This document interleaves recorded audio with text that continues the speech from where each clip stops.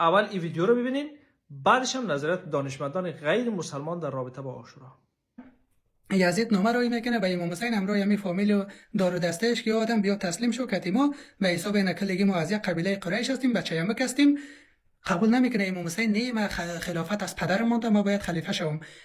امام که یزید هم روان میکنه سربازایش کلش میگه بکشین نابودشون کنین، میکشه خلاص میشه میره. در واقع جنگ دو بچه هم سر قدرت اورم عرب که 1300 سال تقریبا میشه و از این دنیا رفته، کجای می به عزاداری میمانه. ما اینجا میخوایم 4 نظر از 4 دانشمندی که اونها هیچ کدومشون مسلمان نیست در رابطه با عاشورا بیان بکنم. اولش گاندی کسی است که استقلال هند را به دست میاره. گاندی چی میگه؟ میگه من از حسین آموختم که در حالی که مظلوم هستم اما باز هم پیروز شوم. یک کسی از گاندی پرسان میکنه، میگه رمز موفقیت تو چیست؟ میگه رمز موفقیت ما در عاشورای حسینی نهفته است. که باز او فلسفه زیادی داره، میگه چی ویژگی ها داره عاشورا، با 3 ویژگی بسیار عمده در رابطه با امام حسین میگه که او رو ما نمیخوایم بحثش اینجا باز بکنیم. 2.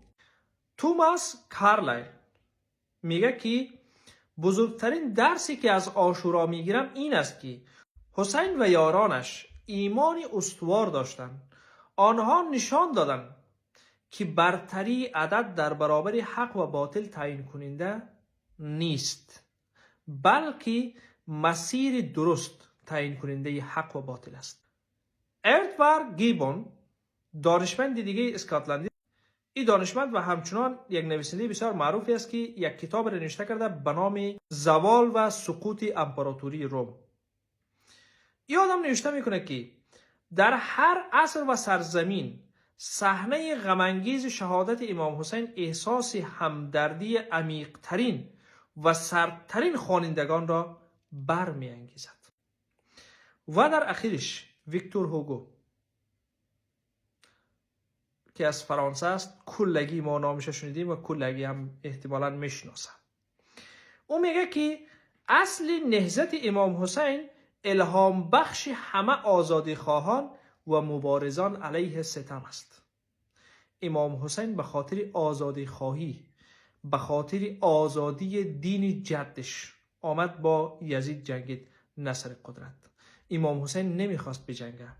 امام حسین تصمیم جنگ نداشت. امام حسین در کوفه که رفته بود به خاطر نرفته بود که بر علیه حکومت یزید بیسته. امام حسین مردم را دعوت میکرد در راه دین جدش، چون خیلی مردم به مسیر اشتباهی میرفت به خاطر کابینه که یزید داشت و به خاطر رفتار غیری، به خاطر کارهایی را که یزید حلال و حرام اعلان میکرد. با او خاطر امام حسین مردم را دعوت کرد. یزید گفت یا بیا با ما بیعت کو یا کشته میشی. امام حسین گفت من کسی که خودش بیا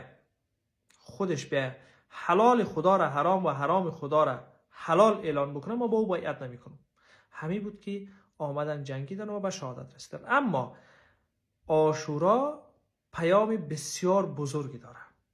پس به او اساس لطفاً اگر میخواین در رابطه با مسائل دینی، مخصوصا مسائلی مثل عاشورا، واقعه های بسیار بزرگ و تاریخی که نه تنها در اسلام بلکه در تمام جهان تکان دهنده است، مطالعه کنین، بعد به این صحبت بکنین.